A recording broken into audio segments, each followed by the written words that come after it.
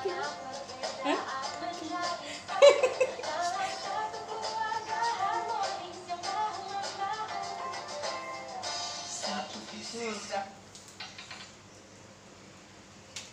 Oke, selamat sore teman-teman semua. Assalamualaikum warahmatullahi wabarakatuh. Apa kabar? Tentunya selalu oke ya. Oke teman-teman, para mitra DEP dimanapun teman-teman berada, alhamdulillahirrabbilalamin. Kali ini saya dianugerahi dan diberi kesempatan luar biasa tentunya oleh Allah Subhanahu wa Ta'ala. Saya dinobatkan menjadi salah satu kandidat DMRT, Debt Millionaire Roundtable, di tahun 2020 dalam kategori Top Star Maker. Nah, kali ini pada kesempatan sore kali ini saya ingin sharing pengalaman saya di lapangan. Bagaimana sih cara efektif melakukan duplikasi? Nah, kali ini saya ambil judul Simple Tips on Duplication. Jadi, apa sih duplikasi itu? Kita pahami dulu nih teman-teman. Duplikasi, Anda guys yang oke lah. Duplikasi is everything teman-teman. Jadi duplikasi itu penting sekali dalam bisnis multi level marketing, khususnya bisnis DEP. Duplikasi adalah hal yang fundamental teman-teman. Nah, jadi duplikasi itu adalah bagaimana kita bisa memimpin jaringan kita untuk bisa melakukan sesuatu yang simple dan juga berkesinambungan. Nah, yang simple dan juga berkesinambungan. Simple itu gimana Mbak maksudnya? Jadi simple itu sesuatu yang dilakukan adalah sesuatu yang mudah, tidak rumit. Jadi yang bisa dilakukan oleh semua orang terlepas dari siapa dia, bagaimana latar belakangnya, dan gimana karakter dia. Jadi bukan sesuatu yang rumit yang hanya bisa dilakukan oleh segelintir orang. Mungkin hanya saya dan beberapa orang saja dalam jaringan saya yang bisa lakukan. Jadi itu simple. Kemudian karena duplikasi ini tidak hanya bisa kita lakukan 1-2 hari ke depan, tetapi untuk jangka waktu yang panjang. Jadi makanya sesuatu yang simple tadi harus kita lakukan secara berkesinambungan. Jadi terus menerus teman-teman. Nah, mungkin saat ini nih yang ada dalam benak teman-teman sebuah pertanyaan yang dulu juga saya rasakan. Pertanyaan itu yang memenuhi kepala saya. Bagaimana sih cara menduplikasi agar supaya jaringan saya bisa terduplikasi? Itu pertanyaan saya. Nah, kali ini coba kita samakan dulu lah frekuensi duplikasi itu sendiri teman-teman ya. Jadi duplikasi itu hampir sama dengan fotokopi. Nah, kalau kita fotokopi KTP, yang keluar tentu KTP. Kalau kita fotokopi foto, yang keluar tentu foto. Kalau kita fotokopi tulisan, yang keluar tentu tulisan. Itu fotokopi. Dan fotokopi yang keluar juga akan pasti sama dengan aslinya. Itu fotokopi. Tapi kalau duplikasi, beda lagi. Sama, mirip tapi tak sama. Jadi duplikasi itu hasilnya bisa diharapkan dan harapan kita bisa lebih baik dari aslinya. Tapi yang jelas fotokopi, sesuatu yang ditiru, dicontoh seperti itu. Nah, kemudian pertanyaan selanjutnya nih yang ada di benak saya waktu itu teman-teman, ketika saya memulai ingin melakukan pengembangan jaringan dalam proses duplikasi. Apa yang harus saya duplikasikan kepada jaringan saya? Saya harus mulai dari mana? Mungkin saat ini juga itu yang ada di pikiran teman-teman, yang ada di kepala teman-teman, pertanyaan besar itu. Jadi teman-teman, hal sederhana yang bisa kita fotokopi, yang bisa kita berikan contoh kepada jaringan kita adalah kebiasaan. Jadi kebiasaan ya teman-teman. Nah, kebiasaan. Lalu pertanyaan lanjutan yang ada di kepala saya waktu itu, kebiasaan apa ya yang sekiranya bisa diduplikasi ke jaringan saya? Tentunya ya teman-teman, kebiasaan kita selalu menunda-nunda, kebiasaan kita yang selalu tidak menghargai waktu, telah datang acara, kebiasaan kita lupa melakukan follow up, kebiasaan kita yang selalu gonta-ganti bisnis, kebiasaan kita yang tidak mau datang acara, kebiasaan kita yang mengeluh, kebiasaan kita menyerah, kebiasaan kita yang lainnya itu terduplikasi. Jangan sampai seperti itu teman-teman. Jadi karena duplikasi duplikasi itu adalah sebuah pengalaman, experience, jadi pengalaman yang memang dirasakan langsung oleh seseorang dari orang lain. Itu perlu contohnya. Jadi duplikasi itu tidak bisa hanya dilakukan oleh teori saja. Misalnya nih teman-teman, newbie itu kan mereka perlu tahu nih what to do-nya sebelum mereka tahu how to do-nya, ya kan? Contohnya misalnya, kita sama-sama tahu lah bisnis PT Dan ini, ketika kita memulai bisnis ini kita harus punya goal, ya kan? Kita harus punya goal. Nah, ketika kita sendiri tidak punya goal itu, gimana dengan member kita? Itu contoh kecil saja. Jadi haruslah dimulai dari diri sendiri.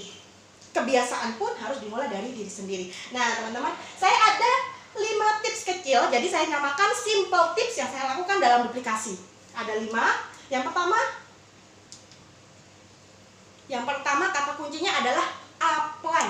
Wah Mbak Dika, kenapa sih apply? Apa hubungannya sama duplikasi? Tentu besar sekali, banyak sekali hubungannya.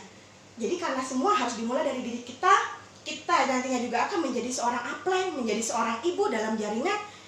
Bagaimana kita ingin diperlakukan oleh tim kita, kita harus mulai dari diri kita sendiri. Ya kan teman-teman? Jadi di sini saya ingin memperkenalkan seseorang yang luar biasa. Ini adalah Madam Riana. Beliau adalah upline saya. Sedikit cerita, ketika waktu itu saya terlahir sebagai jaringan di bawah jaringan Madam Riana, waktu itu Madam Riana masih newbie, masih member baru teman-teman. Jadi bisa dibayangkan tentunya pengetahuannya juga belum sebanyak sekarang seperti itu ya, sehingga PTPM saja saya waktu itu belum bisa diajarkan karena beliaunya ternyata input PT dan PM saya pun tidak melakukan secara personal, tidak dilakukan sendiri. Ketika saya tanyakan, lalu siapa yang taruhkan data saya, yang inputkan? Ternyata upline-nya lagi, nenek upline saya, tapi saya tidak mati akal teman-teman. Jadi saya samperin, saya datangi nenek upline saya belajar dengan beliau. Karena ilmu itu kan dari siapa saja, dari mana aja, yang penting kitanya mau. Tapi dari pengalaman itu tidak membuat saya kemudian lepas hubungan dengan Madam Riana ya. Beliau adalah orang yang melahirkan saya, terlepas dari apapun alasannya, beliau tetap ibu saya. Saya tetap menghormati beliau, saya tetap menghargai beliau, dan beliau tetap contoh saya. Setelah waktu itu, kejadian itu, saya menggenggam tangannya, kemudian sama-sama berbicara. Oke, sekarang kita belajar bersama. Maka dari itu, setelah kejadian itu, setiap acara saya selalu kolaborasi dengan beliau. Terakhir, kemarin, acara family gathering di Purwosari, kita juga melakukan acara itu dengan kolaborasi. Beliau dengan jaringannya, saya pun dengan jaringan saya, kita saling melengkapi seperti itu ya teman-teman. Nah, dan itu juga yang dilakukan oleh saya dan jaringan saya. Akhirnya semua itu terduplikasi teman-teman. Di sini saya mengambil sampel contoh foto-foto saya bersama level 1 saya. Saya ambil 3 di antara sekian banyaknya. Ada Mbak Betty, Mobile Stokis Sumenep. Ada Mbak Dania, Mobile Stokis Wonosobo. Ada juga Mbak Tia ini yang baru saya temukan di Purwosari, tempat saya sekarang berdomisili. Nah, beliau semua punya latar belakang yang berbeda. Mbak Dania adalah level 1 saya yang saya jumpai di Facebook. Dari dunia maya bagaimana saya bisa membentuk ikatan sehingga kita bisa seperti saudara. Kemudian Mbak Betty, beliau aslinya adalah level 3 saya. Tapi level 1 dan level 2 saya di atas Mbak Betty sudah tidak aktif. Dalam artian ID sudah terblokir ya, sudah dibekukan, sehingga tentunya persepsi Mbak Betty tentang siapa itu upline tentunya pasti tidak baik karena dia punya trauma tertentu. Tapi saya tidak ingin itu, karena itu akan berpengaruh pada duplikasi di bawahnya. Makanya saya menganggap Mbak Betty sebagai level 1 saya tidak membanding-bandingkan dia dengan level 1 saya yang lain. Sehingga Mbak Betty punya persepsi bahwa upline itu begini, seperti itu. Sehingga itu juga terduplikasi. Terlihat di sini, walaupun kami beragam ya, walaupun kami berjumpa juga dengan cara yang beragam. Kalau misalnya Mbak Tia yang baru ini juga saya jumpai karena memang saya berada di tempat baru, kemudian dipertemukan oleh suami kita, yang akhirnya kita menjadi saudara seperti itu ya teman-teman. Jadi pengalamannya beda-beda dari masing-masing member saya, tapi terlihat tidak ada yang berbeda ketika kita jumpa. Kita seorang saudara, terlepas dari mereka dulunya bukan level 1 saya, mereka dulu nggak mau jalanin bisnisnya, mereka dulu hanya kenal di Facebook, itu terlepas dari itu semua. Itu juga karena apa yang saya lakukan dengan upline saya. Jadi terlepas dari apapun pemantasan kita, bagaimanapun bentuk upline yang kita miliki, kita nggak bisa pilih itu. Tapi yang jelas karena mereka lah kita ada di sini. Jadi saya di sini juga karena Madam Briana, saya juga tampil di depan teman-teman karena upline saya. Dan itu yang saya lakukan agar terduplikasi kepada jaringan. Begitu ya teman-teman. Selanjutnya tips yang kedua, kata kuncinya adalah hubungan baik. Jadi kita memang harus selalu menjalin hubungan baik ya teman-teman. Karena bisnis kita adalah bisnis manusia, hubungan baik itu harus selalu kita jalin. Hubungan baik dengan siapa? Dengan upline, dengan downline, dengan jaringan, dengan saudara kita, keluarga, teman, dan juga tetangga mungkin. Jadi di sini saya ambil sampel, ada beberapa foto saya ketika saya beraktivitas dengan tim.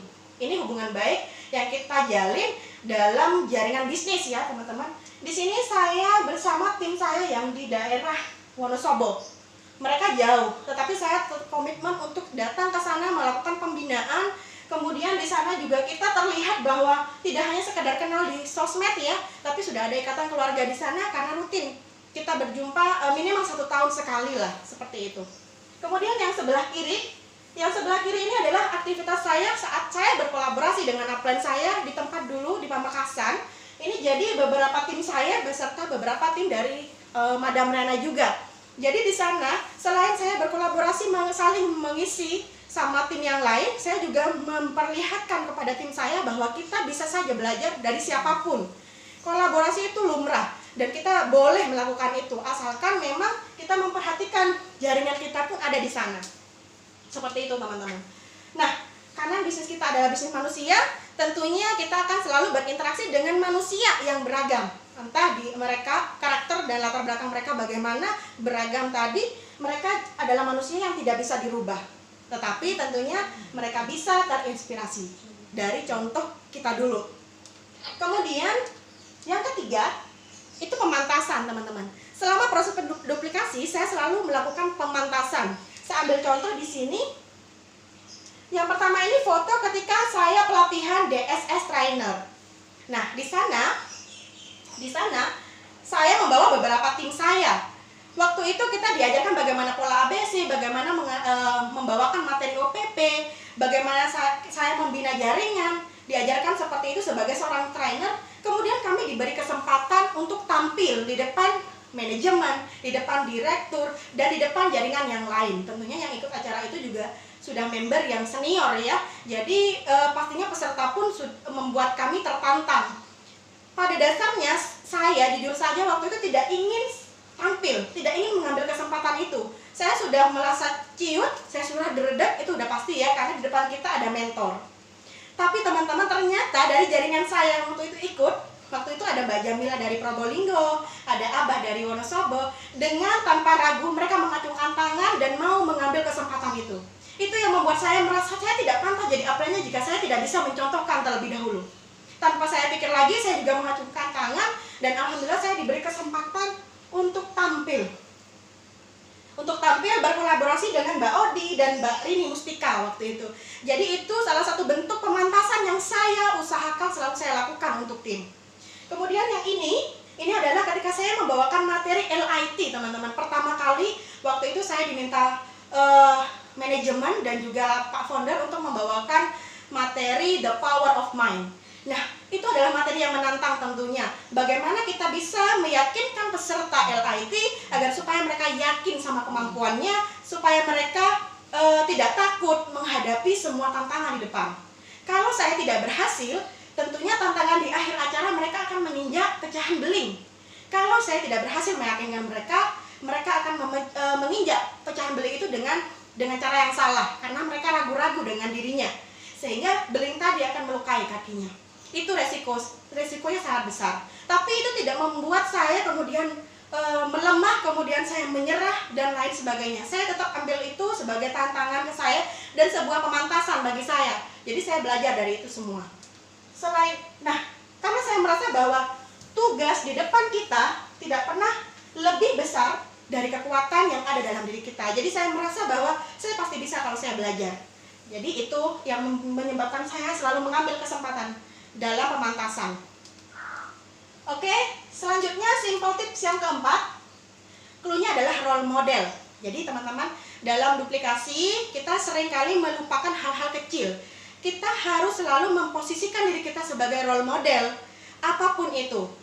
Bagaimana jaringan kita bisa melihat apa yang kita lakukan dan mengikuti itu. Di sini saya ngambil beberapa contoh ya, contoh hal-hal kecil yang tidak pernah saya lupakan. Ini adalah ketika saya buka span di Pamekasan.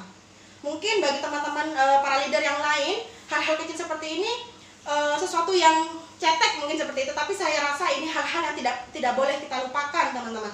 Waktu itu saya memiliki jaringan dominan di luar kota, sehingga harus saya lakukan pendampingan pembinaan keluar kota setiap minggunya. Tetapi di tempat saya berdiam di Pamekasan waktu itu tidak ada aktivitas. Itu yang membuat saya sangat terenyuh ya teman-teman. Sehingga saya berinisiatif untuk membuka stand aktivitas rutin. Maksudnya di sini agar supaya teman-teman di area Pamekasan itu punya wadah seperti itu. Tapi tidak sama dengan stand-stand kebanyakan yang hanya sekedar menyebarkan brosur saja. Di sana kita fokus sama aktivitas. Jadi misalnya minggu ini ada 5 orang member yang bisa untuk hadir di stand. Di antara 5 orang ini ada nggak yang punya newbie? Yang punya newbie berarti member baru dong. Kalau misalnya ada, kita giring si newbie untuk datang ke stand. Dan kita berlima akan berkolaborasi untuk meyakinkan si newbie, untuk menjelaskan bagaimana bisnis kita, bagaimana produk-produk yang kita pasarkan, bagaimana peluang usaha di Dev, seperti itu. Kemudian selain newbie, mungkin ada prospek. Kalaupun di antara kita nggak ada yang punya newbie nih, setidaknya ada prospek lah. Prospek kita giring ke sana, kita yakinkan juga, kita treatment mereka. Jadi di sana kita beraktivitas, berkolaborasi. Nah, jadi kita tidak fokus sama publik di sekitar. Orang mau adain apa, orang mau ke barat, ke timur juga tidak peduli. Tetapi kita selalu pajang. Kenapa kita pilih outdoor? Karena kita bisa pajang banner. Sekaligus kita beraktivitas, kita bisa punya peluang untuk pengenalan produk. Ketika ada orang yang lalu lalang di depan kita dan mereka kepo, boleh kita tawarkan untuk demo, boleh kita tawarkan untuk mereka tanya-tanya seputar bisnis dan lain sebagainya. Itu poinnya. Kemudian setelah beberapa kali saya dampingi, di Pamekasan ada rutin kegiatan, aktivitas seperti itu, buka stand, walaupun saya sudah fokus lagi kembali kepada jaringan saya di luar kota.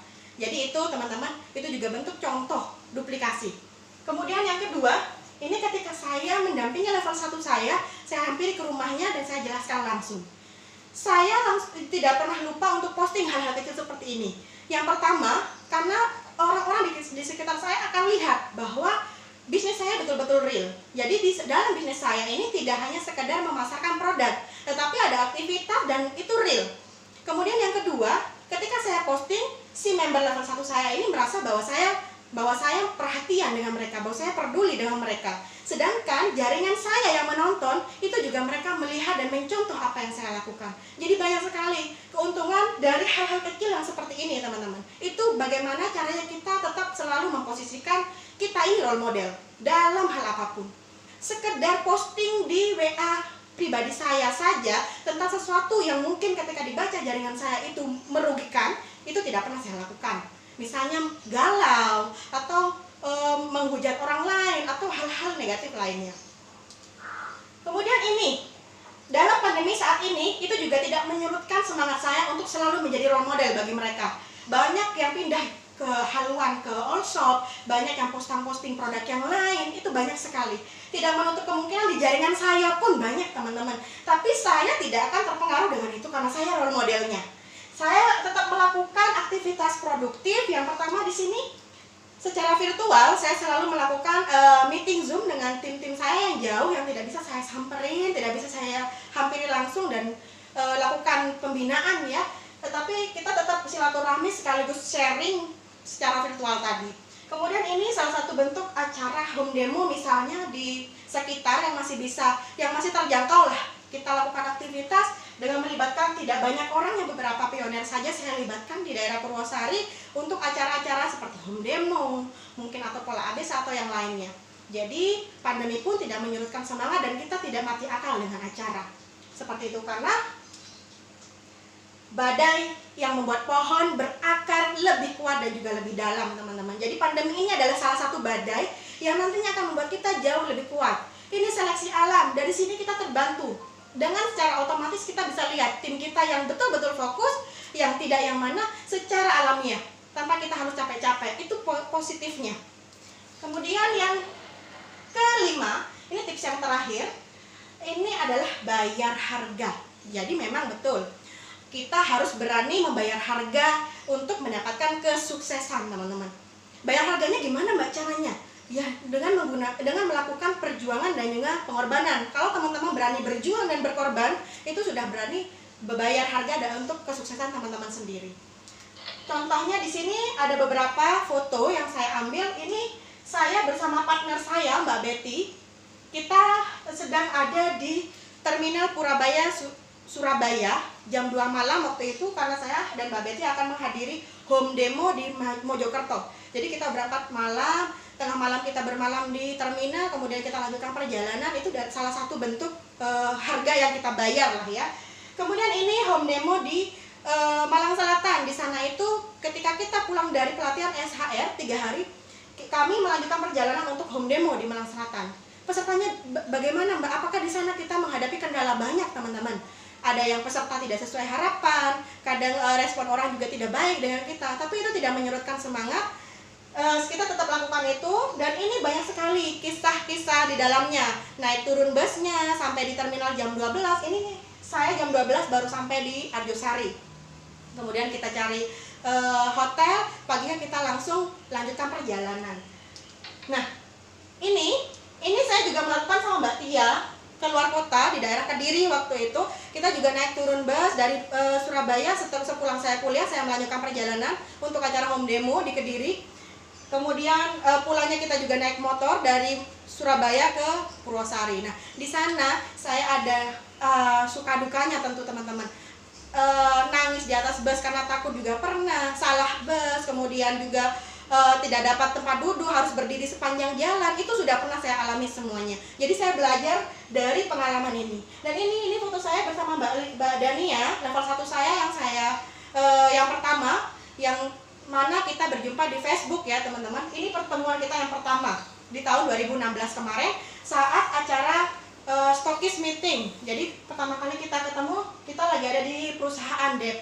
Dan di sana sudah langsung terlihat ya teman-teman, walaupun kita kenalnya di Facebook, tapi di sini kita sudah akrab karena sebelumnya kita sudah melakukan pembinaan via HP pastinya. Apa yang bisa kita lakukan itu. Kemudian tentunya apa yang saya lakukan, perjuangan dan pengorbanan ini membuat saya tadinya ingin menyerah. Pasti itu teman-teman, karena sesuatu yang kita mulai, pengorbanan dan perjuangan yang kita mulai awalnya itu adalah sesuatu yang tersulit. Tapi saya yakin bahwa ketika ulat mengira dunia telah berakhir, dia akan berubah jadi kupu-kupu. Jadi sama dengan ilustrasi di depan ulat tadi, bahwa sesuatu yang sulit itu nantinya akan membaik dan hasilnya pun akan lebih baik daripada sebelum kita melakukan itu, teman-teman. Jadi itu yang saya lakukan, dan selama kurang lebih 4 atau 5 tahun saya melakukan duplikasi itu, dan itu masih salah, teman-teman. Yang saya lakukan pun masih salah. Tapi itu tidak membuat saya menyerah, tidak membuat saya menyesal, bersedih, atau bahkan merugi, tidak. Karena yang saya dapatkan pun ada kekerabatan, lebih dekat dengan mereka itu ada. Yang saya dapetin hal yang terbaik, yang tepat, kita melakukan duplikasi kepada level 1 kita. Jadi bukan kepada jaringan di bawah kita. Ketika saya keluar kota ke Malang, itu kan saya menghampiri level-level di bawah jaringan saya yang entah kedalamannya sudah sangat dalam. Nah itu yang salah. Kemudian sekarang saya fokus sama jaringan level 1 saya, tentunya mereka yang saya prioritaskan karena mereka memberikan kontribusi dan memberikan komitmen bahwa mereka ingin sukses dan mau berjuang bersama saya. Jadi di antara beberapa level 1 yang ada, saya memilih beberapa yang saya yakini saya mampu mendampingi 3 waktu ini. Sekarang ini saya pilih 3, masing-masing dari 3 kaki jaringan saya, dan saya dampingi mereka semampu saya. Seperti itu. Jadi ini yang duplikasi yang benar, bahwa kita harus fokus sama level 1. Jadi perjuangan dan pengorbanan yang kemarin pun hal yang salah.